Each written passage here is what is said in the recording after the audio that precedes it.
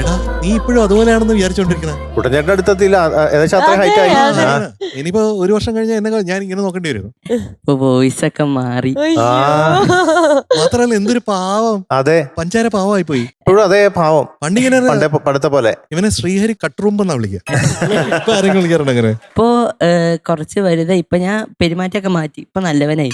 അത് ശരി. അപ്പൊ നേരത്തെ മഹാമോശമായിരുന്നോ? അല്ല, നേരത്തെ മോശമാണെന്നല്ല.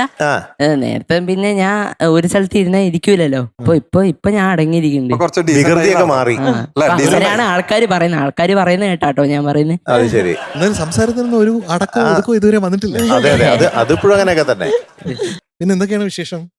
സുഖം. അല്ല, ഈ റീയൂണിയൻ എന്ന് പറഞ്ഞൊരു സാധനം ഉണ്ടല്ലോ, അത് ഭയങ്കര ബ്യൂട്ടിഫുൾ ആണ്. ഇത്രയും വർഷത്തിന് ശേഷമാണ് അവനെ കാണുന്നത്. അതെ അതെ അതെ. മധു ഇടയ്ക്ക് കണ്ടിട്ടുണ്ടോ അവനെ? ഇല്ല, ഞാനും ഇപ്പഴാ നേരിട്ട് കാണുന്നത്. എല്ലാരും ഇപ്പഴാ കാണുന്നത്. അല്ല, ഇടയ്ക്ക് ഒരു സീസണിൽ വന്നില്ലായിരുന്നോ? അപ്പോഴും കുഞ്ഞുണ്ടായിരുന്നു. ഇത്രയും വളർന്നില്ലായിരുന്നു, വളർന്നു പോയി. റൈക്ക ബേബി എന്ത് പറയുന്നു? என்ன சொல்றது? സുഖാണോ? എന്ത് പറയുന്നു? இப்பவும் தமிழ் தானே சொல்றது?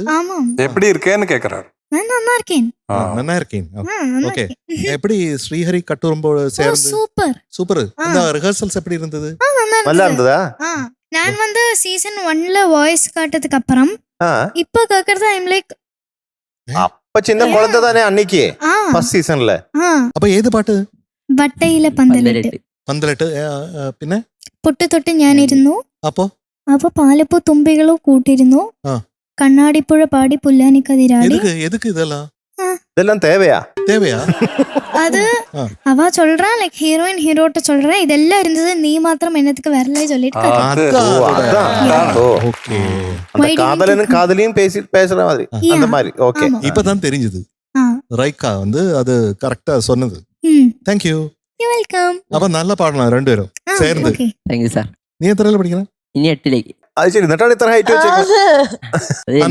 അന്ന് എത്രയിലായിരുന്നു? ഒന്നിലൊന്നിന് മുന്നേ വന്നില്ലേ? അല്ല, ഇപ്പൊ ഫ്ലവേഴ്സിൽ ഞാൻ വന്നിട്ട് 10 വർഷം ആവാറായി.